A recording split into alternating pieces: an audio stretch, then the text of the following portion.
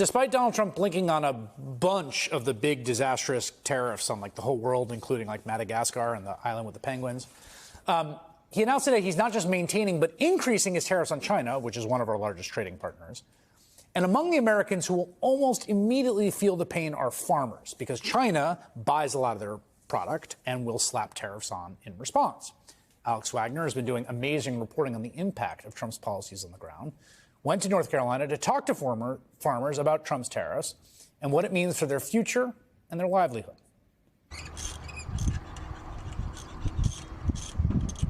Agriculture, there's about 85% of what happens on my farm that is completely out of my control. Yeah. So I have to do the very best I can at managing that 15% of inputs and cost and labor and marketing and signing the best contract and doing the best job that I can, and leave the other 85% up to the good Lord. And that's all we can do, whether it's weather or disease or a hailstorm or a pandemic or administration. And we just weather the storm.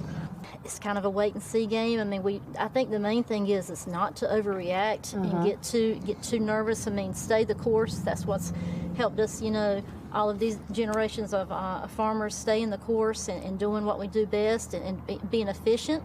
Not spending money when we don't need to spend money, and just keeping our you know, ears open and eyes open and being able to pivot when we can.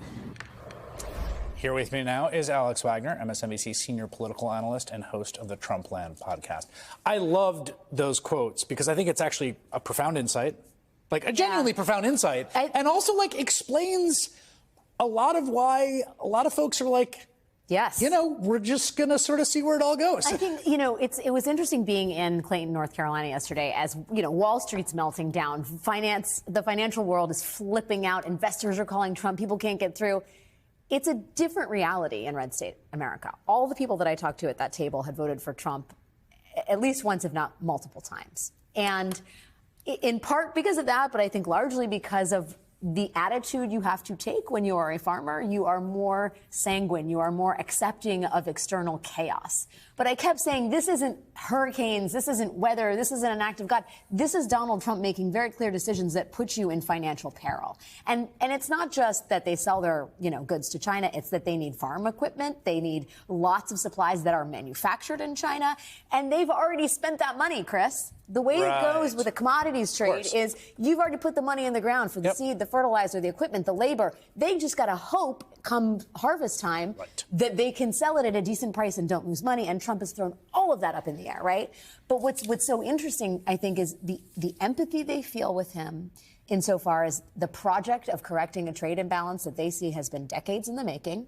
The kinship they feel with him in his political project to break things and upend the status quo, and the fundamental and unspoken belief that if it all does go to hell in a handbag, as it did in 2018, Donald Trump will make sure they are made whole. So I'm speaking of the bailouts that were offered, the money, the assistance that was granted to farmers in the last Trump trade war with China in 2018.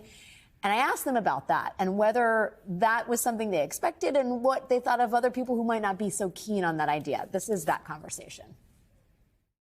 The assistance that the president put in place after the last tariff increase basically erased the financial gains from that tariff increase, which I think left a lot of people scratching their heads like, well, why are we doing this to begin with? Do you feel the same way? I feel like in the last trade war, we kind of went through the short-term pain, and I'm wondering where the gain was, maybe.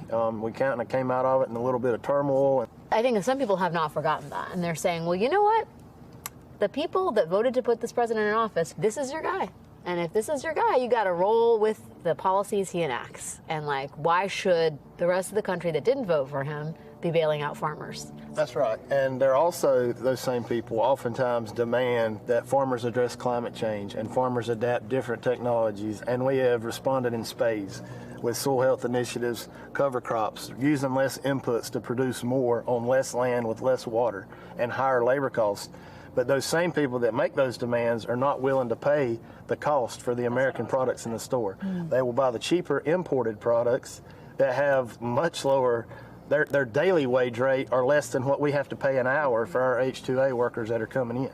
And the disparity when you're having somebody tell you how to do what you do best for a living and then not be willing to pay for the demands that they're making is laughable. We're fighting with one hand tied behind our backs because we're having to meet the regulations that are imposed to produce the quality food and address all of these other social issues we may or may not be responsible for. But at the same time, we're not seeing a return in the marketplace because American products are too expensive. And that's the tragedy of the American farmer is we produce the best and we meet the demands and we step up to the plate. But the consumer, when they go to the store, they're looking for the best deal and the best value. It's the system that they had take issue with is the broader landscape for American farming in a global economy. And it's, I think, because of this decades-long feeling of inequity, that they'll basically go along with whatever Trump is trying to do to correct that imbalance. And anybody who stands in the way of that or says farmers don't get their due doesn't understand how difficult it is to be a farmer in America. I mean, what's so interesting about that quote, I really think that guy's a really well-spoken and interesting fellow, is that the fundamental reality here is that one person's cost is another person's income. Yes. Always. Yep. This is Econ 101, and it's lost in so much of the debate here. So when he says... Cost of labor. When people talk about costs going up, it's like when you talk about housing costs are high, it's like that's bad. But if you say home values are rising, it's like, well, that's good. And that depends on whether you want to get into a housing market or you own a house. If you say the cost of the corn we're growing is going up, well, that's good if you're a farmer. Right. But it's not good if you're the consumer. Right? And they talked a lot about wage requirements and labor costs. And I think the issue they take is, unlike housing, it's not two side-by-side apartments, one built by, it's not an apartment building that's been imported from China that's standing next to an apartment building in New York City.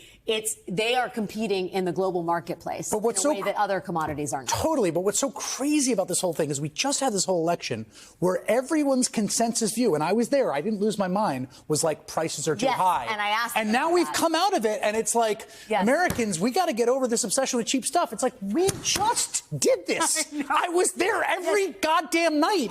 And they are farmers who are also consumers themselves. Yes. They are going to be affected both in their livelihood and just as parents and people trying to put food on the table. And yet, Chris, I am telling you, Donald Trump has not lost them. No, of course not. And again, I don't look.